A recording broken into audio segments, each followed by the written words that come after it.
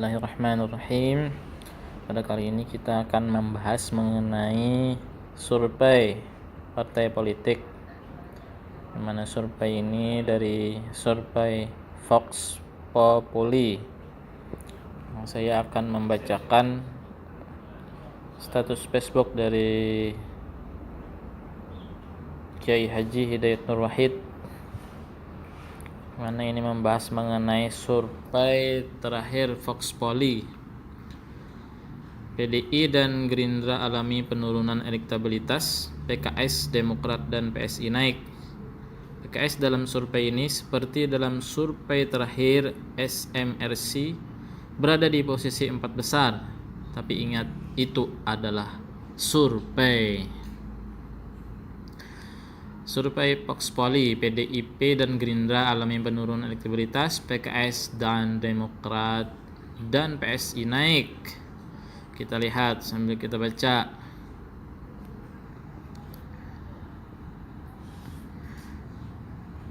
Elektabilitas partai politik tiap tahunnya selalu mengalami kenaikan maupun penurunan. Sebuah survei terbaru menunjukkan PDI Perjuangan yang merupakan pemenang Pileg 2019 kini elektabilitasnya menurun, berbeda dengan 3 partai lainnya seperti PKS yang naik 5,3%. Temuan survei itu dilakukan oleh Vox Populi Research Center seperti dalam siaran persnya di Jakarta Selasa menunjukkan PDI dan Gerindra mengalami penurunan tajam dan hanya 3 partai yang naik.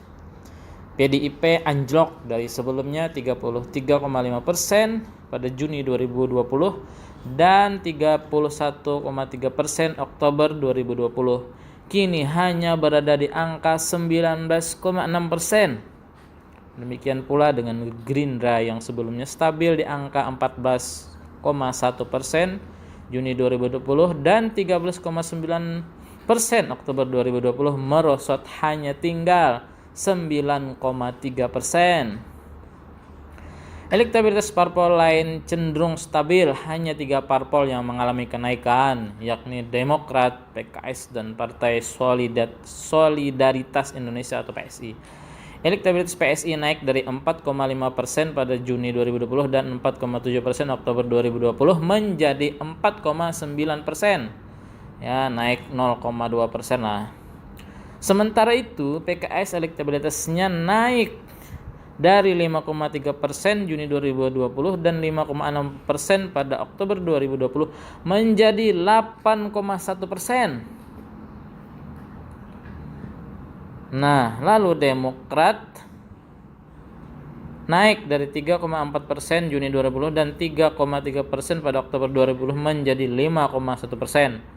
Demokrat, PKS, dan PSI mengalami kenaikan elektabilitas ketika parpol-parpol lain anjlok atau stabil, kata Direktur Eksekutif Vox Populi Research Center Dika Muhammad, seperti dikutip pikiranrakyatbekasi.com dari Antara Selasa 5 Januari 2021. Menurut Dika, turunnya elektabilitas parpol-parpol ada kaitannya dengan kasus korupsi yang membelit 2 figur menteri dari PDIP dan Gerindra. Hal tersebut memberikan keuntungan politik khusus bagi parpol di luar pemerintah, yaitu Demokrat dan PKS.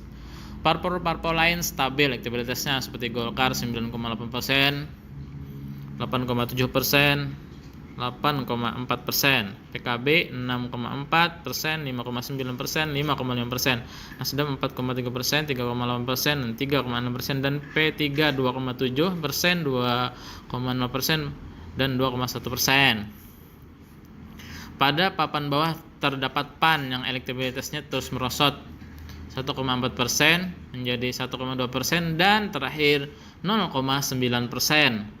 Konflik internal yang melanda dan munculnya parpol baru Partai Umat yang digawangi Amin Rais membuat posisi PAN makin terancam.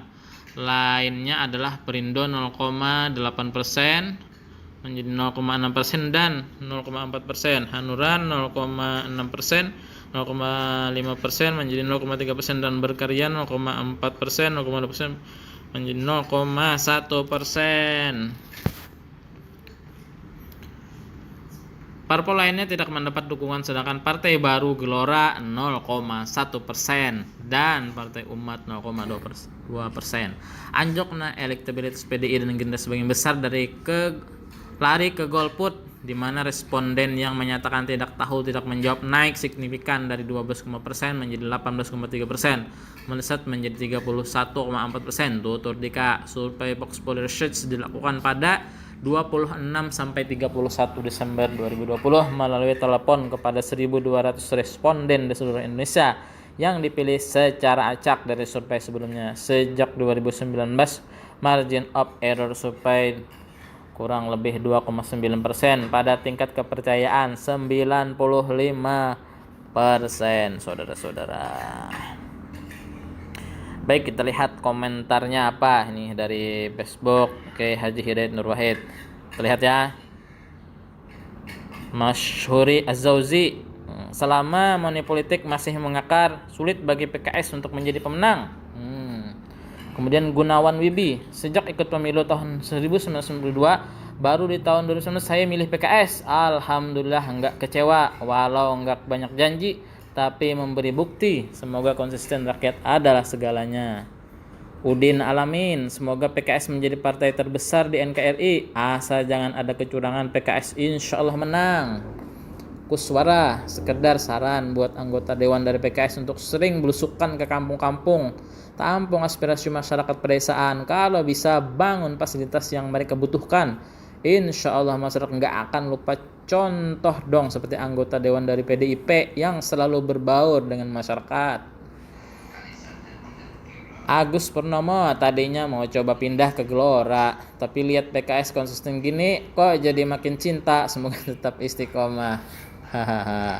Pakih Ibrahim, tenang Pak, PKS insya Allah masuk 3 besar. Yeni Sunantio, PKS asal konsisten peduli pada umat. Insya Allah kalau tetap istiqomah tak pindah ke lain hati, rakyat semakin ngerti, jadi kembali siapa yang mengkhianati rakyat hancur lebur. Semoga PKS istiqomah diikuti Demokrat, jangan latah ke koalisi. Alpiantoni, semoga PKS tahun 2024 jadi pemenang pemilu nasional. Banyak sekali ini komennya, baca sendiri ya. Alhamdulillah, semoga PKS bisa jadi partai nomor 1.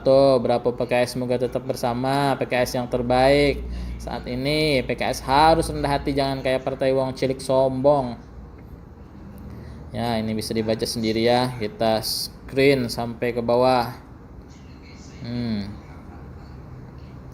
Itu MDZR tuh, cuman sayangnya sudah tidak ada lagi oposisi di negeri ini katanya. PKS Jaya, Indonesia Jaya. Bismillah, semoga PKS tambah sukses dan amanah serta terpercaya, amin. Ini tinggal dibaca ya komen-komennya. Baik, itu dulu dari saya. Sekian, mudahan survei ini semakin menambah semangat bagi kader-kader PKS untuk memenangkan pemilu 2024 dan semakin berkhidmat untuk rakyat. Bersama rakyat PKS selalu maju jaya, amin rabbal alamin. Assalamualaikum warahmatullahi wabarakatuh.